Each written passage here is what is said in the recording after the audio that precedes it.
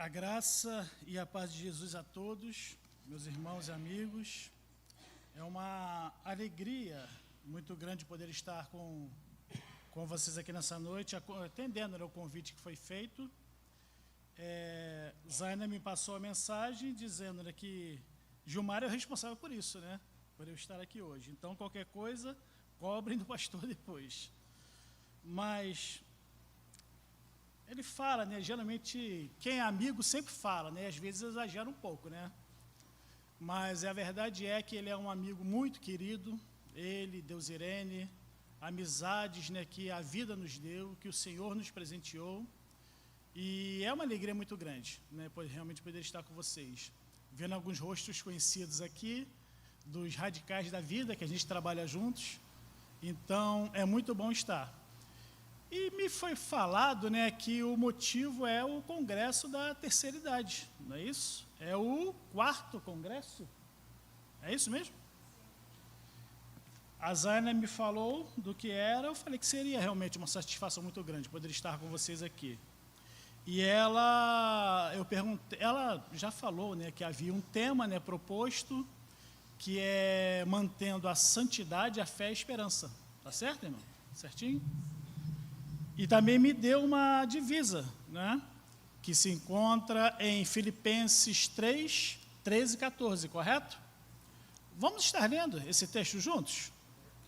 Porque eu gosto muito, né, quando tem, né, algum tema proposto, não que isso diminua a nossa responsabilidade, claro que não, mas entendendo que o Senhor já preparou isso desde quando colocou no coração dos irmãos o tema e a divisa. Então, eu não tinha como fugir do assunto, fugir realmente da temática. E a gente sempre pede ao Espírito Santo que nos dê a direção, fale ao nosso coração aquilo que Ele quer que passemos à igreja, porque não é de nós mesmos. Sempre é o Espírito Santo falando por intermédio de nós. Então, e eu vou falar, eu me sinto muito à vontade mesmo, em falar algum texto de Paulo. Não porque ele é meu xará, mas porque ele é um dos personagens. Sabe aquele personagem bíblico que a gente pensa assim, uma vez me perguntaram, né? Qual o personagem da Bíblia que você quer encontrar no céu quando estiver lá? Dentre tantos que a gente conhece, eu tenho as minhas preferências. E a minha preferência é Paulo e Moisés.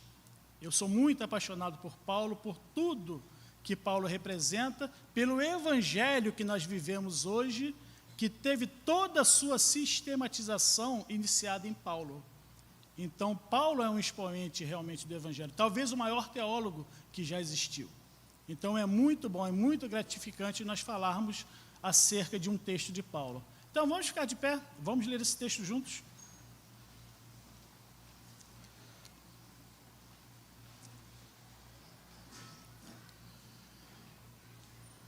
Eu vou ler a versão que acho que é diferente da minha.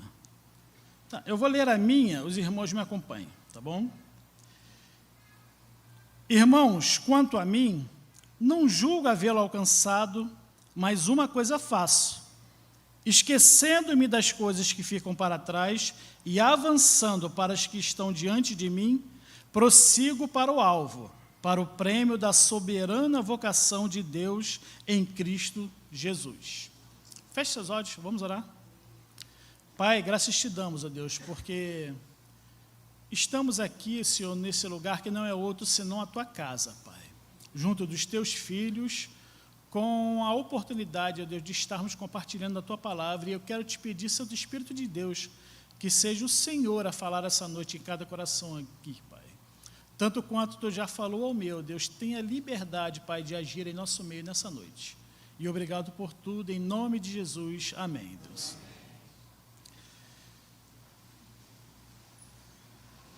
Bom, irmãos, falando, né, lendo acerca de um texto de Paulo especificamente, é bom a gente primeiro, eu gosto muito, né, de fazer certas referências, né, e entendendo realmente do contexto de Paulo, até o momento em que ele escreve a carta aos Filipenses. Paulo já havia estado em Filipos antes, nós conhecemos bem o texto, Lá ele teve a oportunidade de se encontrar com Lídia, uma mulher de destaque na cidade. Ela se converte e ali, por meio dela, do intermédio dela, começa a igreja de Filipos. Mas só que naquele momento que Paulo esteve, né, naquela visita que ele fez à cidade, teve uma situação ali muito interessante. Havia uma jovem possuída de um espírito de adivinhação que foi liberta pela ação de Paulo e Silas. Os dois estavam juntos nessa viagem. E aí nós sabemos de todo o contexto que por conta da intervenção divina, a intervenção de Deus pelo intermédio dos seus filhos ali na vida daquela mulher, os donos, né, os senhores daquela mulher não ficaram satisfeitos, mandaram que Paulo e Silas fossem aprisionados. E eles não foram só aprisionados, eles foram aprisionados, levaram uma surra antes, foram açoitados, trancafiados com cadeias em suas mãos e pés. E aí a gente pensa assim, uma situação deplorável, humanamente falando, uma situação muito difícil. Só que uma situação deplorável dessa e que eles, contrariando toda a perspectiva humana, tiveram atitudes que talvez, eu não sei se algum de nós teria. Por volta da meia-noite, mesmo diante de toda aquela situação, mesmo tendo seus corpos ardendo pela surra que tomaram, e o peso das correntes em mãos e pés, eles oravam e cantavam ao Senhor. E aí nós sabemos o que aconteceu, né? Deus interveio de forma milagrosa, promovendo a libertação deles, não só a libertação, né? Como a salvação do carcereiro e toda a sua família. E aí, quando a gente olha essa questão, essa situação de Paulo, a gente pode ir trazendo para o nosso contexto, isso acontece nas nossas vidas. Não exatamente uma prisão, uma surra em si, mas situações que, humanamente falando, nos causam muita dor, nos causam muito sofrimento. E aí, muitas das vezes, o que acontece conosco, mesmo nós, que somos filhos de Deus, que um dia reconhecemos Jesus como Salvador, muitas das vezes, diante de uma situação adversa, difícil, dolorosa, muitos de nós desanimamos. Muitas vezes nos cansamos, tem gente que se cansa de orar, tem gente que já não tem ânimo para adorar. Não deveria acontecer, mas é fato que de vez em quando acontece, por vezes acontece, né? Só que aqueles que prosseguem, né, que permanecem num dado momento, mesmo diante de uma dificuldade, permanecem alimentando a sua fé, esses com certeza irão experimentar da parte de Deus uma intervenção também, diante das circunstâncias que estejam enfrentando.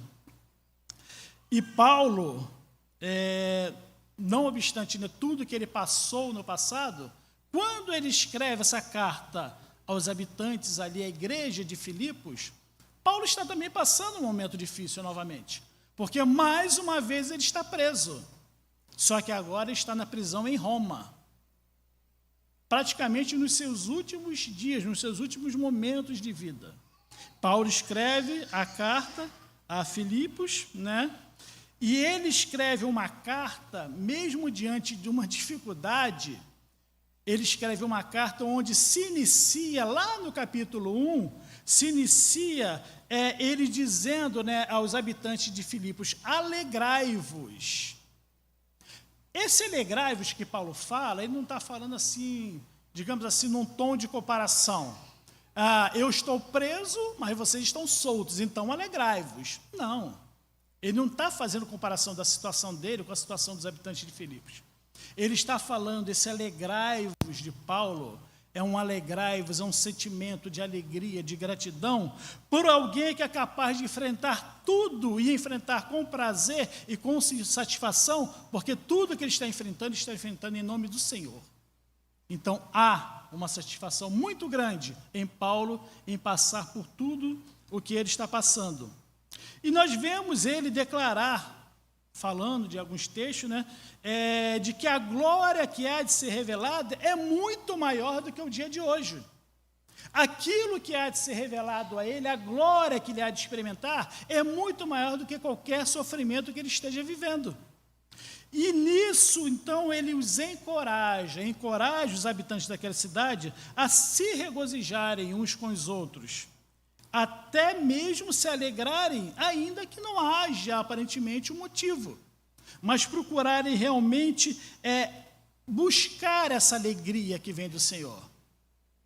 Irmãos, isso nada mais é do que maturidade cristã, maturidade espiritual. Quando Paulo tem todos os motivos, né, para estar cansado e amargurado, ele responde com alegria à vida. A despeito do que esteja acontecendo, ele responde com alegria. Esse é o fruto de uma vida que detém, assim, de um relacionamento íntimo com Deus. O fruto da vida formada em Cristo, né, é a vida de Paulo, seu encorajamento para encorajar os outros, né, e fornecer um exemplo de como é realmente a vida em Cristo. Como é a vida voltada para Cristo. A vida voltada para Cristo, ela é uma vida alegre, ela é uma vida abnegada, ela é uma vida humilde, ela é uma vida apaixonada pelo verdadeiro Evangelho.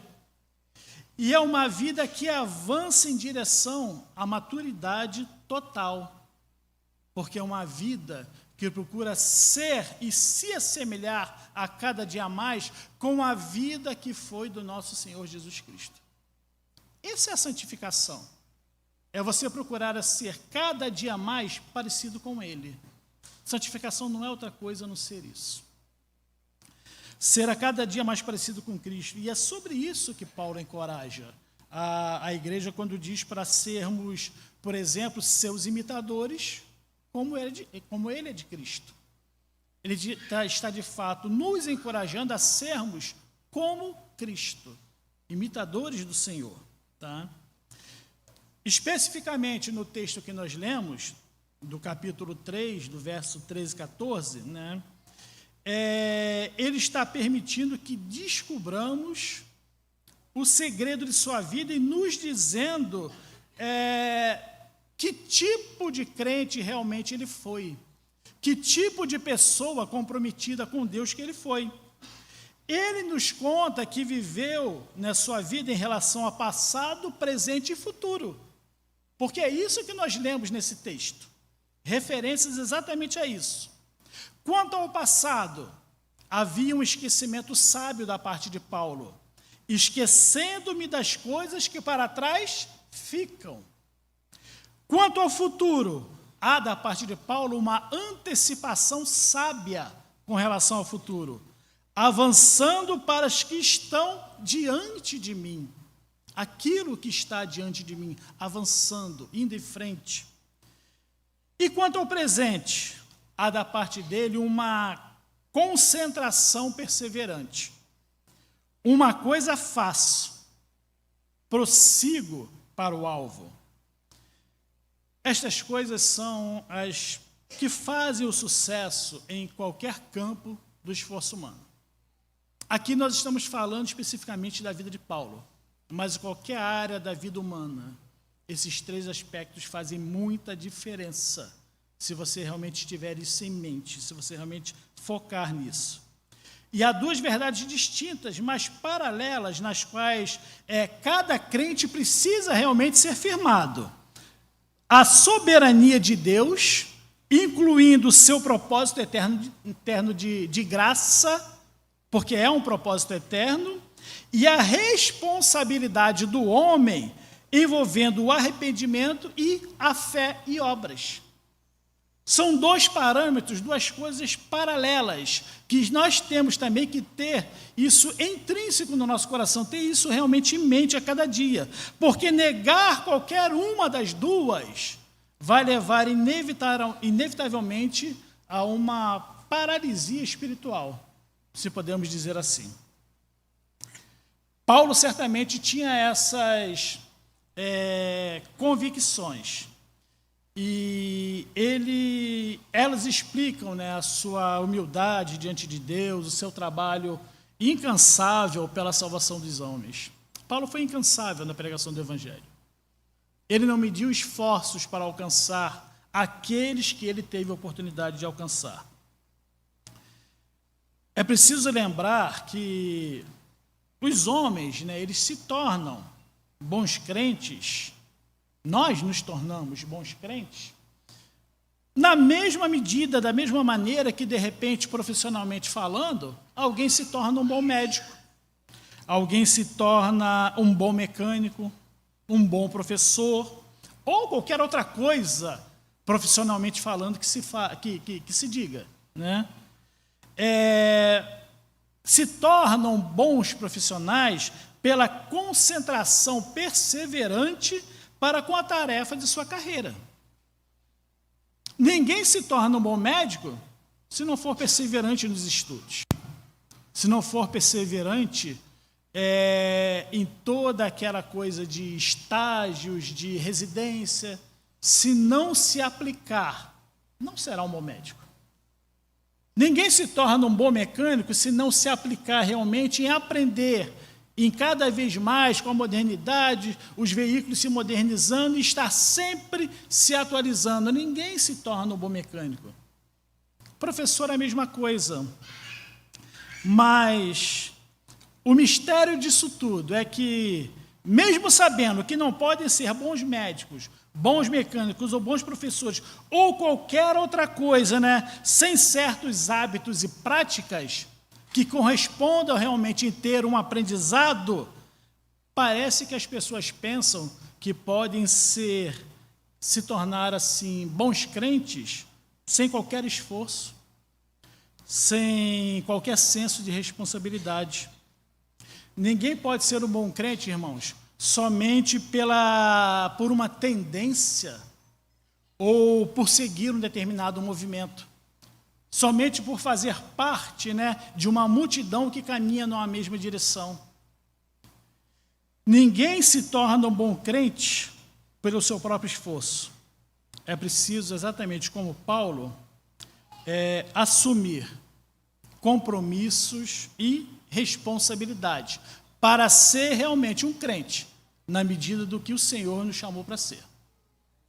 E há alguns aspectos muito interessantes sobre isso que a gente identifica nesse texto de Paulo, tá? Os aspectos realmente para ser um bom crente. E o primeiro aspecto, fazer do objetivo de Deus o seu objetivo. Não pelas suas próprias convicções, mas os objetivos de Deus, que sejam eles os seus objetivos. Porque para Paulo, esse objetivo foi a perfeição. Um caráter como o de Cristo, que é o caráter que agrada a Deus. Para ele, esta não foi uma aquisição para se vangloriar, né, mas foi de fato uma meta a ser alcançada. Paulo tinha isso como meta da sua vida. E ele diz que mesmo sem ter atingido a perfeição, ele estava prosseguindo em direção a ela. Porque não foi isso que nós lemos? Para alcançar aquilo para o qual fui também preso por Cristo Jesus. Na continuidade do texto nós identificamos isso. A providência de Deus em nossa vida contribui para a nossa perfeição. Para isso, toda a disciplina da vida ela é posta em funcionamento. Nós experimentamos alegrias, experimentamos tristezas, acendem-se dentro de nós esperanças, muitas vezes temores, medos, acendem-se dentro de nós amores. Para isso nós fomos redimidos. Para isso Cristo viveu, sofreu e morreu, para que nós experimentássemos realmente toda essa disciplina da vida, mas uma disciplina que conduza a Ele, não uma disciplina qualquer. Deus quer nos fazer iguais a Ele, é certo. Deus nos chama para sermos iguais a Ele, sermos imitadores de Cristo. E isto é, fazer-nos de conformidade com sua vontade manifestada em seu Filho. Para isso que nós somos chamados. E por isso todos os seus modos de tratar conosco são assim para finalmente nos fazer iguais a Cristo. Tudo aquilo que Deus trata com você, o propósito é te fazer semelhante a Cristo. Essa é a santificação. Ver e aceitar isso dará nobreza e bênçãos às nossas vidas. Ver, aceitar e se propor realmente a fazer, se colocar a fazer. Com toda a nossa assim, estimativa dos acontecimentos, né, seria diferente se mantivéssemos diante de nós que o propósito de Deus não é simplesmente o de nos fazer felizes, de nos fazer alegres, ou em algumas situações de experimentarmos tristeza, desânimos, mas é unicamente de nos fazermos iguais a Cristo. Tá? Se nós pudéssemos olhar além das nossas tristezas, além das nossas lutas, né, talvez nós não diríamos com tanta frequência, quando passamos por um problema, Senhor, por que isso está acontecendo comigo? Se nós conseguíssemos enxergar um pouco mais além, talvez nós não lamentássemos tanto quando a coisa dá errado. Muitas das vezes até desanimamos do próprio Deus. Quantas pessoas murmuram diante de uma dificuldade? É porque não conseguimos realmente, porque não conseguem enxergar um pouco mais além, não conseguem ver um pouco mais à frente. Todas as experiências do crente, irmãos, todas, sem exceção nenhuma, presta atenção no que eu estou dizendo, todas as experiências do crente, elas contribuem para a perfeição futura e para a glória eterna. Todas elas. E Paulo afirma isso. Ele afirma isso lá em Romanos 8, 28. E sabemos que todas as coisas contribuem juntamente para o bem daqueles que amam a Deus, daqueles que são chamados por seu decreto. Então não é porque a coisa dá errada que Deus não está no controle, não, Ele está. Ele sabe exatamente por que você está passando por isso. Como também não é porque tudo está dando muito certo, tudo está correndo muito bem, né, que Deus está te abençoando mais, não. Deus abençoa todos na mesma medida. Há um louvor que a gente canta, que a gente ouve muito, né? Se Deus fizer, Ele é Deus, se não fizer, Ele é Deus. Deus é Deus em toda situação. E nós somos os seus filhos amados. Então, qualquer coisa que passamos, tá? A propósito de Deus na vida, todas as coisas contribuem para o bem. Muitos de nós podemos dizer que estamos prosseguindo para o alvo. E a gente gosta de falar isso, né? Há um jargão que a gente usa, né? Pecado, né? O que é pecado, né, Gilmar? É errar o alvo. Aprendemos isso na teologia, né? Então, muitos de nós gostamos de falar acerca do alvo, e há realmente a metáfora do alvo, né? Ali no Novo Testamento, usada por Paulo principalmente, né? Mas, para quê? Qual o alvo? Qual é o alvo realmente que nós estamos realmente focando? Por exemplo, riqueza, sucesso financeiro, fama, status, né? Uma posição social elevada. Tem tanta gente que tem lá seus motivos, né? Seus alvos, né? Que procura colocar assim diante de si e traçar realmente como meta, como objetivo. Problema nenhum não, tá, irmãos? Nada contra isso não. Nós temos o direito realmente de sonhar, de planejarmos, tá? Sem problema nenhum. Mas só que mudando a figura, saindo disso assim que seria o nosso alvo, conquanto seres humanos, conquanto uma realização pessoal, né? Há um alvo, que é o alvo principal que Paulo fala. E cada flecha que atiramos e que não acerta esse alvo, não acerta na mosca, é uma flecha gasta em vão. Cada vez que nós miramos o alvo e erramos, jogamos uma flecha no lixo. Então, nós temos que ter, exatamente como Paulo, mirarmos o alvo que é eterno, que é de glória, que é de glorificação, mirarmos nele e acertarmos, e termos uma vida que de maneira nenhuma se desvie nem 1 milímetro para a direita, nem para a esquerda, nem para cima do para baixo, mas que acerta exatamente o centro do alvo, que é a glória eterna com o nosso Senhor. Essa tem que ser realmente o nosso alvo. O segundo aspecto, concentrar todos os esforços que pudermos em um único objetivo. Porque Paulo está dizendo aqui nesse texto, né, de uma forma muito incisiva, mas uma coisa faço. Uma coisa faço. Paulo concentrou-se numa única coisa. Qual foi essa coisa que ele concentrou no texto? A perfeição. Alcançar a perfeição, a busca realmente da perfeição. Não é fácil prosseguir na vida cristã, não é fácil, não é. Ninguém disse que seria, o próprio Jesus não disse que seria. Tá? Deve haver realmente uma concentração de todos os nossos esforços, no sentido realmente de que há um alvo a alcançarmos. Os esforços têm que ser realmente direcionados para isso. E a concentração de esforços tendo como objetivo a santidade, que nós tanto falamos, dará realmente a mira necessária para atingir esse alvo. Se eu procurar a cada dia mais a santidade, a santificação, que, como eu já disse, o que é a santificação? É ser a cada dia mais parecido com Cristo. De maneira nenhuma eu errarei o alvo. Porque olhar para Cristo é a mira que eu preciso para atingir o alvo. É tão somente olhar para Ele. É o fazer hoje e agora, né? Fazer, não deixar para depois, né? Por isso que a afirmação de Paulo, assim, a afirmação dominante dele nesse texto, é exatamente isso, mas uma coisa faço. Faço quando? Faço já. Faço hoje, faço agora, né? Não é o que eu já fiz, porque o que já foi feito, já foi, não vai voltar. O que eu já fiz, já ficou no passado.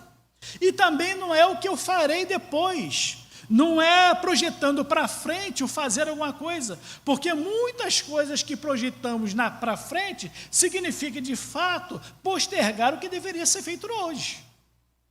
Então, não é somente olhar para frente e pensar, lá na frente eu vou fazer. Não. Todas as ocupações legítimas na vida são consistentes com esse único objetivo, fazer hoje. Fazer hoje aquilo que o Senhor te chamou para fazer. Fazer hoje aquilo para o qual você foi chamado a ser e a fazer. Só alcança os objetivos, né, aquele que age em seus propósitos. Isso é comprometimento. Isso é comprometimento com Deus, com a sua palavra. É comprometimento com o sacrifício de Cristo. E o buscar e manter a santidade requer esse agir. Requer esse comprometer-se hoje, esse comprometer-se já. Mas tem uma ressalva nisso daí, tá? Se você estiver comprometido com qualquer tipo de negócio que seja inconsistente com a luta pela santidade, é melhor você desistir desse comprometimento. Qualquer coisa que vá pelo caminho contrário à santificação, não se comprometa. E se tem algum comprometimento, jogue por terra. Tá? Na santificação, não podem haver segundas vias. Deus, Ele gosta de exclusividade. A sua santificação é um projeto de exclusividade de Deus para a sua vida com relação a Ele. Não cabe segundas vias nisso. Tá? O terceiro aspecto, dedicar-se a este fim com um sábio esquecimento. Sábio esquecimento, né? O que Paulo fala? Esquecendo-me das coisas que para trás ficam. Paulo está pensando, e ele gosta muito de usar, né, a metáfora, né, de um atleta. Ele gostava muito, Paulo era um corredor, né? Devia ter um físico privilegiado, né, Gilmar? Porque para andar por todos os lugares que ele andou, eu acho que eu não conseguiria. Ia começar a doer tudo. Mas, enfim, Paulo pensa realmente como atleta que era. E pensando em um corredor que não tem tempo de olhar para trás, para medir quantos passos já deu, nem a distância que o seu adversário está dele. Se o corredor, no auge de uma corrida, pensar em olhar para trás, perdeu. É ultrapassado. Paulo não está dizendo com isso que nós devemos, por exemplo, esquecer as misericórdias passadas de Deus e assim, por exemplo, deixar de render-lhe graça, louvor. Claro que não. Não é isso que ele está dizendo, tá? Ele quer que esqueçamos as nossas falhas. Ele quer que esqueçamos, né, as nossas mazelas. Porque se não esquecermos, elas fatalmente nos farão sentir, né, talvez ter a impressão de que o sucesso futuro é impossível. Se nós nos apegarmos naquilo de ruim que já ficou para trás e ficarmos trazendo essa lembrança, fatalmente isso, em algum momento na vida, vai nos desanimar do propósito, vai nos tirar do foco. Nós não devemos, de maneira nenhuma, por exemplo, dizer, né, eu já tentei tantas vezes, mas sempre falho. Não devemos dizer, né, não adianta tentar mais, estou derrotado. De maneira nenhuma devemos dizer, eu desisto. De maneira nenhuma. Um esquecimento sábio é não lembrar as tristezas, as falhas, as alegrias e realizações passadas, né, assim, que possam, de repente, trazer algum atrapalho, tá? Para que, de fato, não funcionem como um peso na corrida que somos chamados a correr. Somos chamados a buscar uma corrida no sentido do prêmio eterno, do prêmio que nós almejamos no sentido da esperança eterna que temos. Paulo faz essa metáfora do corredor justamente por isso, porque não podemos nos pegar a nada que possa travar o nosso avanço em direção à perfeição. Travar o nosso avanço em direção a uma vida santa realmente.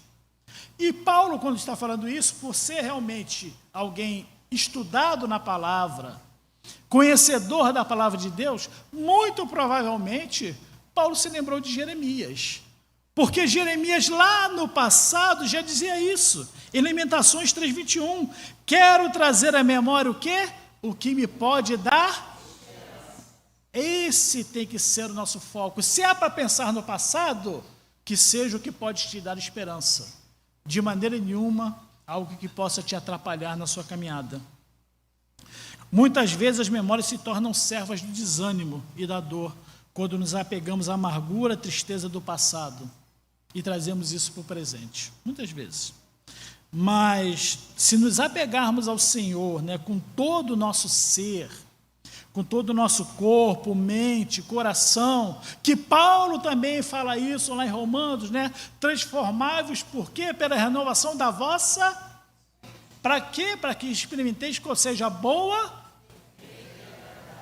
vontade de Deus, ou seja, uma transformação completa que começa aqui, mas que toma realmente todo o ser, todo o corpo, né? Nossos pensamentos, nossas recordações vão se ancorar em Jesus e nos lembrarão da sua infinita bondade, se promovermos essa transformação na nossa mente e no nosso coração.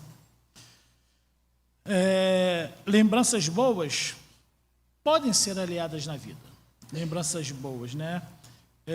Por exemplo, lembre-se sempre de Deus, né? Do que lhe traz esperança na sua palavra. Isso nós devemos estar sempre lembrando. Nos lembrarmos, por exemplo, que em Jesus encontramos paz e luz nos caminhos mais sombrios que enfrentemos na vida. Em Jesus nós encontramos realmente a segurança que precisamos.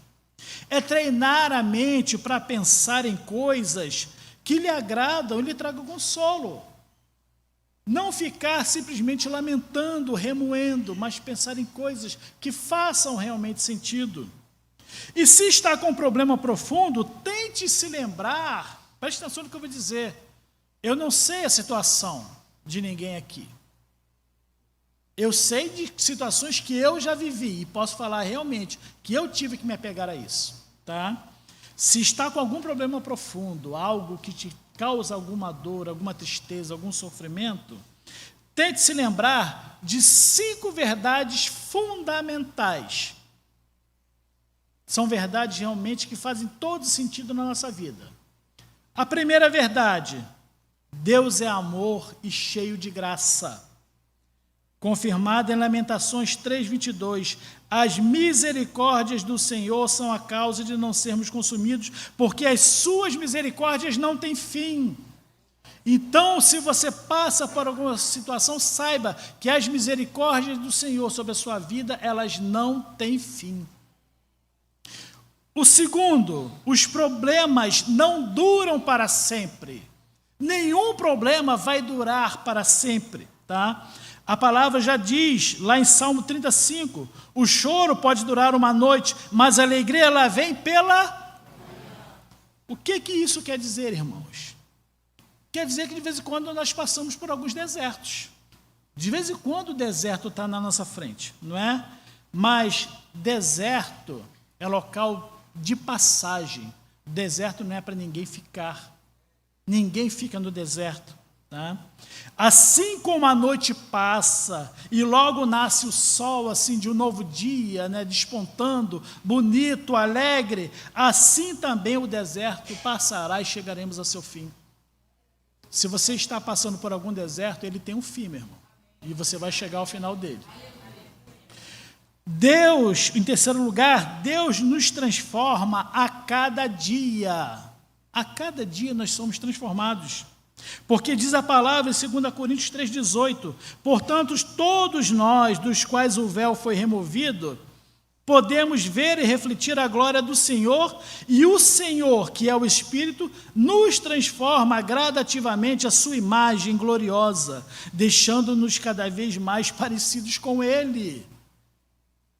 Que maravilha! Que verdade maravilhosa!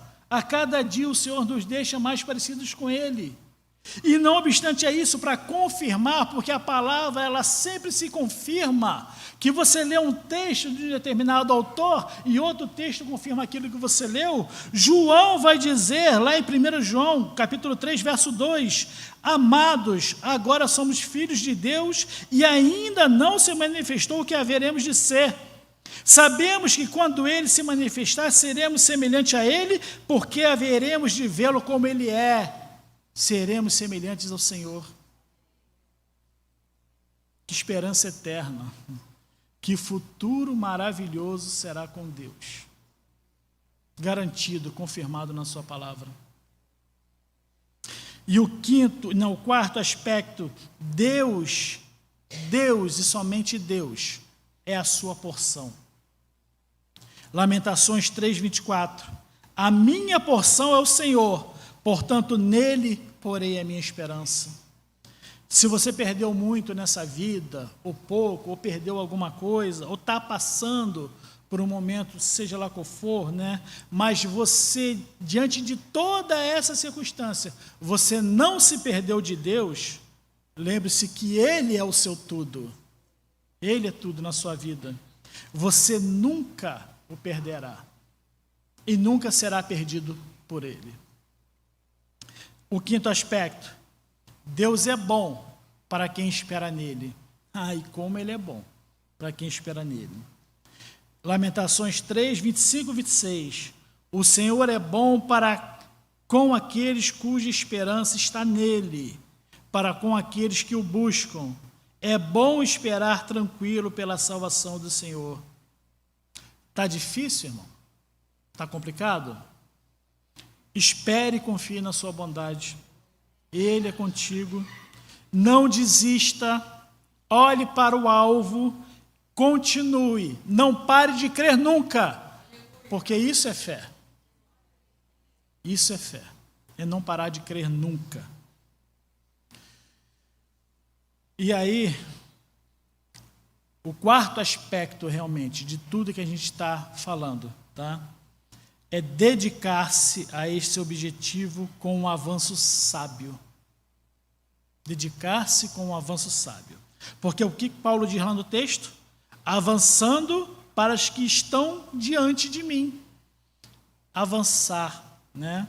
E o contexto aqui da palavra avançar que Paulo usa, ele é muito assim impressivo, né? Porque ele significa no contexto de Paulo uma caminhada para frente, um se projetar realmente adiante, né? E nos dá realmente o retrato de um corredor. Paulo gostava dessas metáforas. Então nos dá realmente o retrato de um corredor. Procure idealizar e imaginar aí, né, que a gente vê muito nas Olimpíadas, né? O corredor de 100 metros, 200 metros, que no final, que quando está chegando, o que ele faz? Ele projeta o corpo à frente, para tentar ser o primeiro, para tentar alcançar o prêmio, né? O corpo todo jogado para frente, só que os seus olhos indo além, adiante da linha de chegada, porque o que ele está vendo não é só a linha, ele está vendo o que tem além, ele está vendo o prêmio pela vitória. No nosso caso aqui, a contemplação da eternidade, que é o nosso prêmio maior, que é a nossa vitória maior. Suponha que façamos assim o esforço de agradar a Deus, tanto quanto nós fazemos para agradar outras pessoas. Pensa aí, pensa na sua mente aí. Suponha que nós, que você, que eu, né, nós demos assim o tempo e o esforço, né, de uma vida santa, né, tanto quanto nós damos para ter sucesso. Imagina todo o esforço que nós fazemos, né, por uma carreira, por resultados financeiros, por realização de sonho. Imagina todo esse esforço sendo aplicado numa vida santa, em buscar a santidade. Que diferença haveria em nossa vida, irmãos? Que diferença se nós nos projetássemos totalmente em direção à santidade, como sendo realmente aquilo de maior, que mais sentido fizesse realmente na corrida que é a nossa vida, na corrida até a linha final. É para nós realmente pensarmos, qual tem sido as nossas prioridades? Deus está em primeiro lugar realmente nas nossas vidas? É para a gente refletir. E o quinto aspecto, dedicar-se a esse objetivo legitimamente. Nós falamos acerca das profissões, tudo que se faça na vida, tudo, para quase tudo, se não tudo, quase tudo, né? Sempre há um livro de regra, um manual, né? Alguma coisa que oriente naquela situação, naquela profissão, né? Para tudo existe.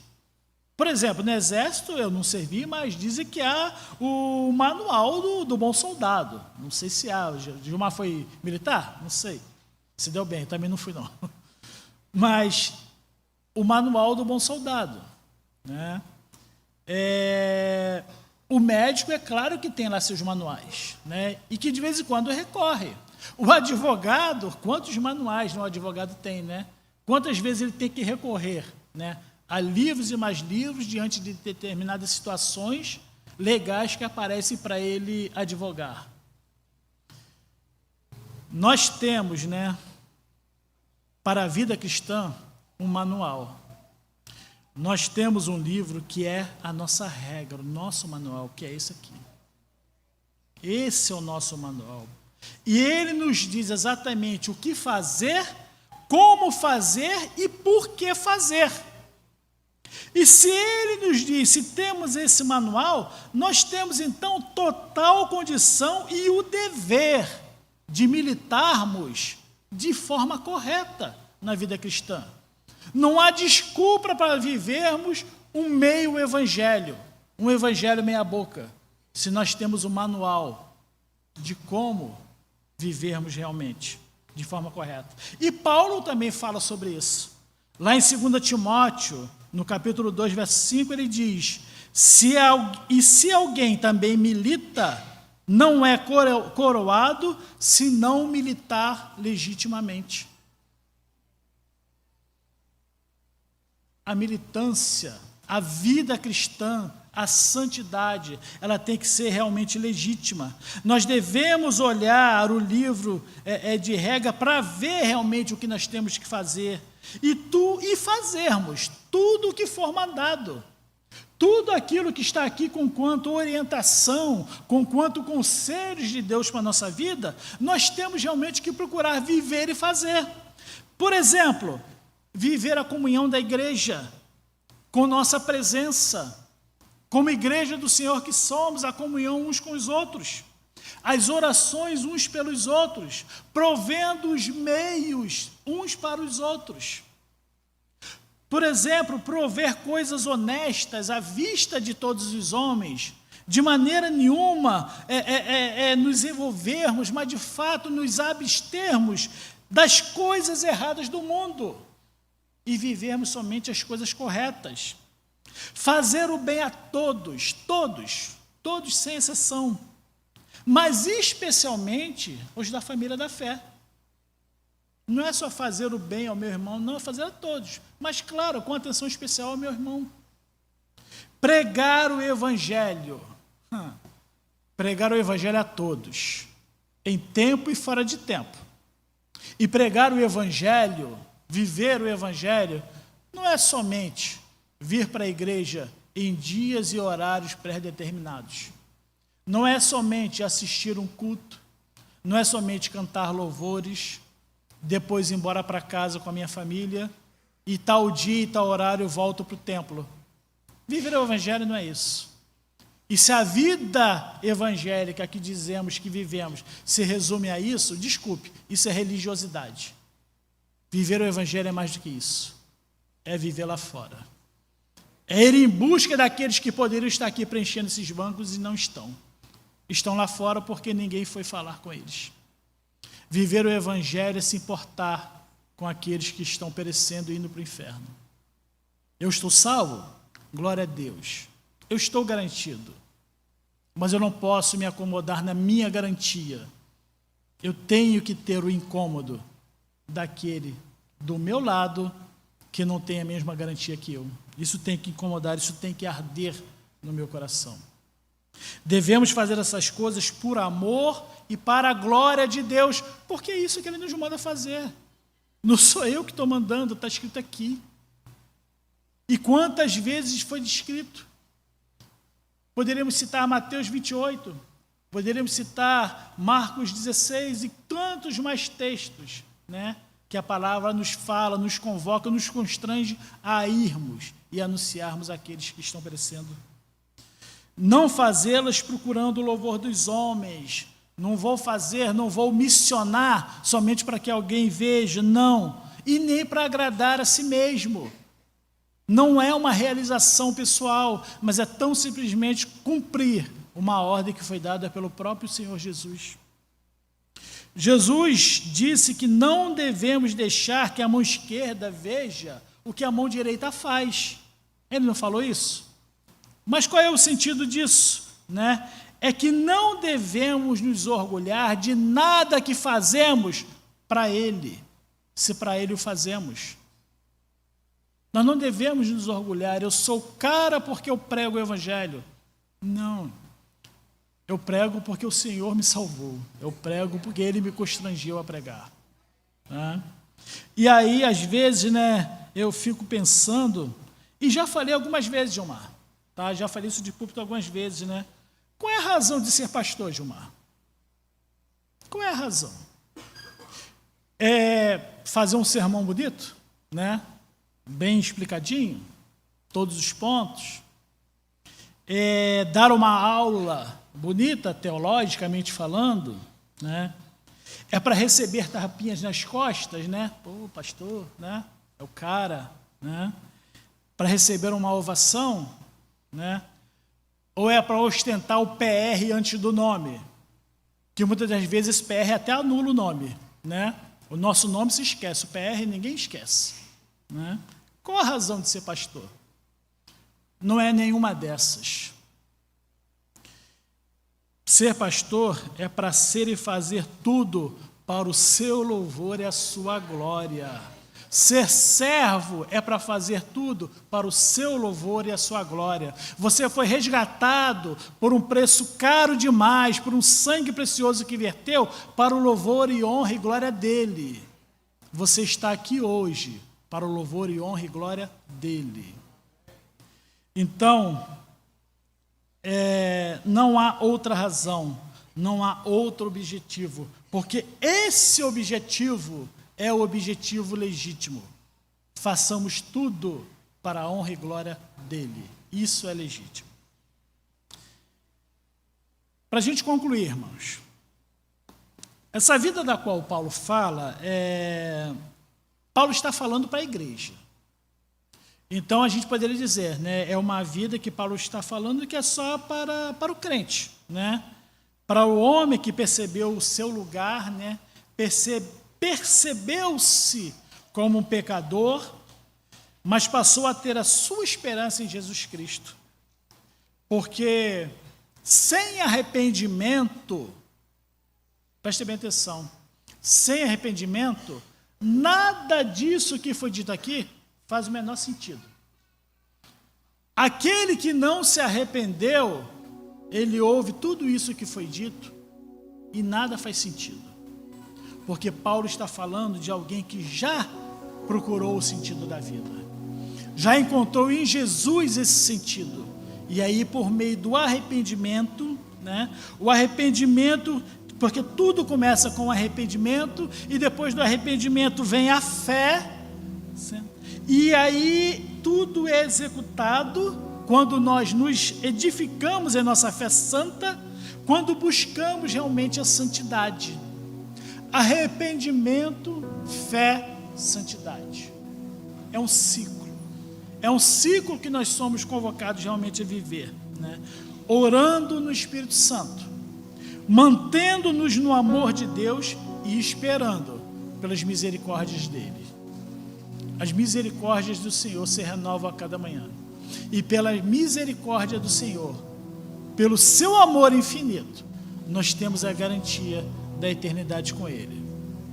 E para a gente terminar, como eu disse, né, que a palavra ela se completa, falando lá da epístola de Judas, no verso 20 e 21. Mas vós, amados, edificando-vos a vós mesmos sobre a vossa santíssima fé, orando no Espírito Santo, conservai-vos a vós mesmos no amor de Deus, esperando a misericórdia de nosso Senhor Jesus Cristo para a vida eterna. Amém? Que vivamos realmente essa perspectiva de uma vida comprometida com o hoje, não trazendo mazelas do passado só o que pode dar esperança, e focando no futuro, no alvo. Para isso, haja hoje, faça hoje o que Deus te mandar fazer, seja atento à voz do Espírito hoje. Para cada um de nós Ele tem um chamado, para cada um de nós Ele tem um dom, e todos são para o louvor e honra e glória dele. Amém? Vamos ficar de pé, vamos orar mais uma vez.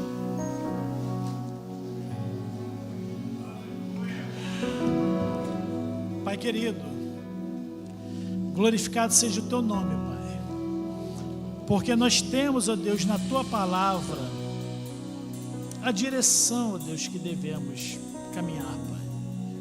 Nós encontramos na tua palavra, Senhor, o manual, Pai, a bússola, ó Deus, o modo de ser, o modo de fazer. Na tua palavra nós encontramos, ó Deus, a resposta para o que somos, para o que o Senhor espera de nós. Então, Pai, eu quero te agradecer, ó Deus, por essa palavra, Pai.